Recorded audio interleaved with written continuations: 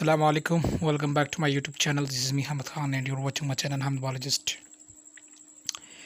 Dear viewer, आज हम haematological disorder से रिलेटेड एमसीक्यूज़ को डिस्कस करेंगे। तो एमसीक्यूज़ नंबर 1 में पूछा है कि sign and symptoms clinical picture में ये शो हो रहा है कि ब्लड के जो शेप है वो मैक्रोसाइटिक है और नॉर्मोक्रोमिक है। नॉर्मोक्रोमिक से मुराद ब्लड का जो कलर है वो नॉर्मल है और मैक्रोसाइटिक का मतलब कि सेल का साइज़ जो यानी कि आरबीसी की साइज़ जो है वो बढ़ चुकी है।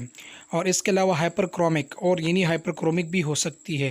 हाइपरक्रोम में एनीमिया है और इसके अलावा जो मीन सेल वॉल्यूम है, हर एक रेड ब्लड सेल का जो वॉल्यूम है वो 125 से ग्रेटर है।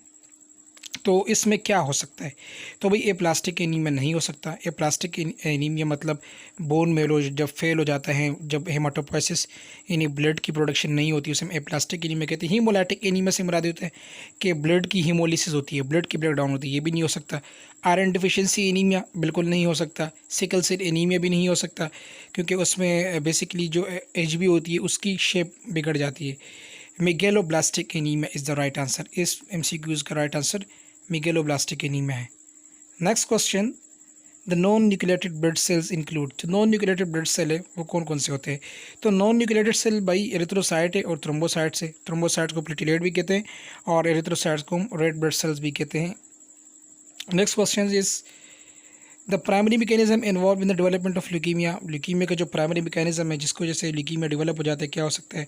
I see very increase in leukocyte and erythrocyte with mark decrease in thrombocytes, proliferation of all blood cells with increase in tendency of acquiring. अब अच्छा देखो, यहाँ इसका ए भी सही हो सकता है क्योंकि इसमें ये ल्यूकोसाइट की तादाद बढ़ जाती है लेकिन इसमें एरिथ्रोसाइट की तादाद नहीं बढ़ती, याद रखें, और थ्रोम्बोसाइट की तादाद गिर जाती है। चूँकि ये बेसिक यूज है तो बेसिक यूज में इस तरह के क्वेश्चन पूछे। ये क्वेश्चन ही पूछ रहे हैं कि प्राइमरी मैकेनिज्म वो कौन सा मैकेनिज्म होता है जिसकी वजह से ल्यूकीमिया डेवलप हो जाता है।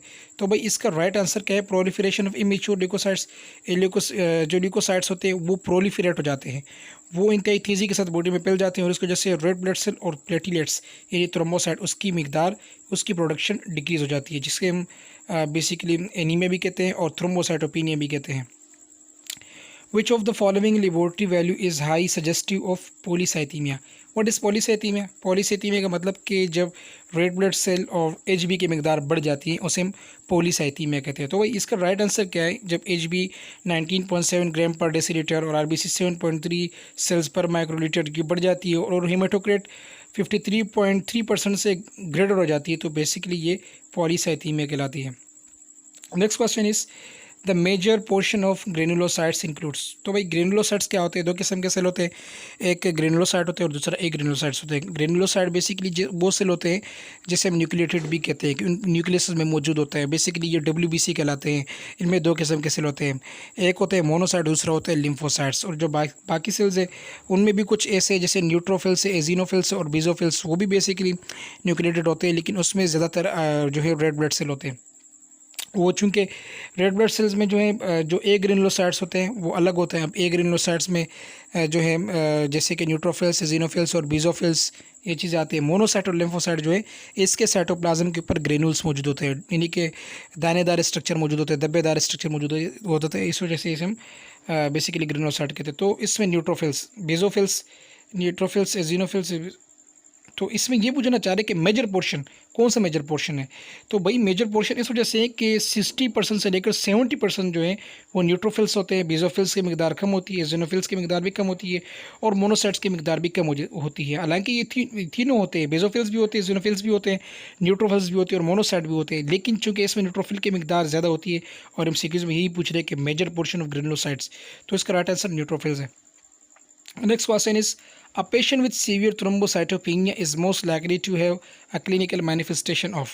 अब ये तो बिल्कुल ज़ाहिरी बात है कि जब प्लेटलेट की मिकदार कम हो जाती है तो उसे क्या कहते हैं भाई? तो उसे थ्रोम्बोसाइटोपिनिया कहेंगे। थ्रोम्बोसाइटोपिनिया बेसिकली थ्रोम्बोसाइट की पीनिया वर्ड जहाँ पर भी आ जाए इसका मतलब decrease.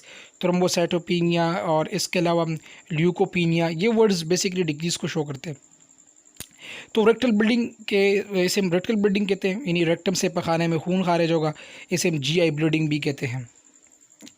Next question is Pancytopenia is a critical indicator of pancytopenia. What is pancytopenia? Pancytopenia is a condition, एक ऐसा कंडीशन है जिसमें बेसिकली रेड ब्लड सेल की प्रोडक्शन नहीं होती और बाकी सेल की प्रोडक्शन भी नहीं होती। तो ये बेसिकली एप्लास्टिक एनीमिया होता है। Aplastic anaemia, what is aplastic anaemia? Aplastic anaemia वो कंडीशन होता है जब bone marrow red blood cell की प्रोडक्शन को स्टॉप कर देता है। Next question is the total blood volume is in healthy adult female who weight 70 kg is. अब 70 kg एक वुमेन है, फीमेल है, उसकी वेट 70 kg है, तो भाई कितना ब्लड होगा? तो ब्लड जो होगा 4500 ml ब्लड इसमें मौजूद होगा। Right answer is. Next question the most abundant plasma protein is. तो भाई प्लाज्मा प्रोटीन से मुराद होती है कि जो ब्लड का 55% हिस्सा होता है जिसे हम प्लाज्मा कहते हैं, उसमें कौन सा प्रोटीन होता है? तो उसमें एल्बुमिन प्रोटीन होता है। मोस्ट एबंडेंट यानी कसरत से होता है। An increase reticulocyte count reticulocytosis is highly indicative of.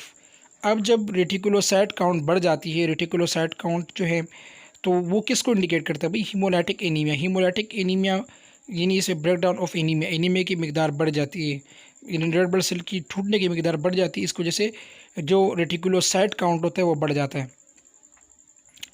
The pluripotent stem cell is differentiated into. तो भाई प्लोरीपोटेंट स्टेम सेल्स दो सेल में टूटता है, याद रखें।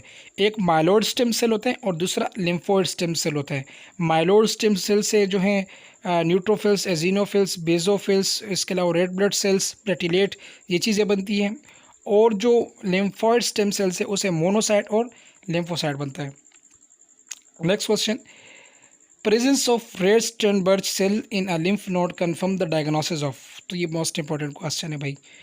हॉकिंग डिजीज़, हॉकिंग डिजीज़ जब रोड स्टर्नबर्ग सेल जो हैं लिम्फ नोड में मौजूद होते हैं उस कंडीशन को हम बेसिकली हॉकिंग डिजीज़ कहते हैं। Next question is all leukocytes are nucleated blood cells, this statement is. तो भाई बताओ ल्यूकोसाइट्स जो है इन WBC क्या वो न्यूक्लिएटेड है? बिल्कुल न्यूक्लिएटेड है, इसका राइट आंसर ट्रू है। Next question is a patient with pulmonary tuberculosis is most likely to have dash RBCs, normocytic और नॉर्मोक्रोमिक। क्योंकि पल्मोनरी पेशेंट का जो होता है उसका जो है नॉर्मोसाइटिक होगा और नॉर्मोक्रोमिक होगा, वो इसके ऊपर इफेक्ट नहीं करेगा। Next question is the life span is thrombocyte is about. तो भाई थ्रोम्बोसाइट का लाइफ स्पैन कितना है? प्लेटिलेट का लाइफ स्पैन कितना है? तो प्लेटिलेट का लाइफ स्पैन जो है 8 से 11 डेज है और कुछ किताबों के रेफरेंस में वो 9 से 14 डेज तक भी है। तो इसका राइट आंसर बेसिकली 8 से 11 डेज है। Next question when blood is kept in examination tube for some time it separates into plasma cellular part and a buffy coat which is made up of। तो भाई ये most important question है। Clinical side पे जब हम patient का blood लेते हैं और उसको एक ट्यूब में डालते हैं, येलो कलर का ट्यूब होता है, उसमें पेशेंट जो ब्लड होता है वो ब्लड कुछ देर के बाद जो है 3 हिस्सों में डिवाइड हो जाता है।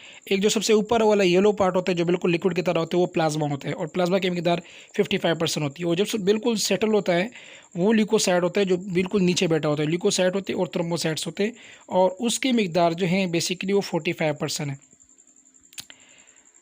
ये भी एक किस्म का लॉजिकल क्वेश्चन था। A lymph node biopsy result reveals a mark proliferation of B lymphocyte, the patient is most likely suffering from. अब ये नॉन हॉकिंग डिजीज़ है क्योंकि इसमें ये क्वेश्चन पूछा गया है कि एक लिम्फ नोड से बायोप्सी ली है और उसमें बी लिम्फोसाइट की मिकदार बढ़ती है। तो बी लिम्फोसाइट की जब प्रोलिफरेशन होती है तो ये बेसिकली नॉन हॉकिंग डिजीज़ कहलाता है। इन स्टेज ऑफ हॉकिंग disease lymph node region of both sides of the body are involve. तो स्टेज 3 में बेसिकली बोथ साइड के यानी कि दोनों राइट और लेफ्ट साइड के जो लिम्फ नोड होते हैं उसमें प्रोलिफरेशन हो जाती है। Okay next question the formation of red blood cell in the bone marrow is referred as. तो भाई हीमाटोपोइसिस भी सेम कहते हैं। हीमाटोपोइसिस बेसिकली वूल ब्लड को कहते हैं। वूल ब्लड हीमाटोपोइसिस, वूल ब्लड की फॉर्मेशन को हीमाटोपोइसिस कहते हैं। और एरिथ्रोपोइसिस का मतलब एरिथ्रोसाइट यानी कि रेड ब्लड सेल की फॉर्मेशन को हम एरिथ्रोपोइसिस की कहते हैं। इसका राइट आंसर सी है। ओके नेक्स्ट क्वेश्चन पूछा है which of the following term is use to indicate the average amount of haemoglobin per red blood cell. Per red blood cell यानी कि एक रेड ब्लड सेल में कितना HB मौजूद है उसको हम कैसे डायग्नोस करते हैं? तो जो MCH आते हैं जिसे मेन कॉर्पस्कुलर हेमोग्लोबिन कहते हैं उसमें इसका अंदाज़ा हो जाता है कि एक रेड ब्लड सेल में कितना मौजूद है। सो बहुत बहुत शुक्रिया। आई होप कि इस वीडियो ट्यूटोरियल को आपने इंतहाई आसानी के साथ गेन किया होगा। अब तक के लिए इजाज़त दीजिए। अल्लाह हाफिज़।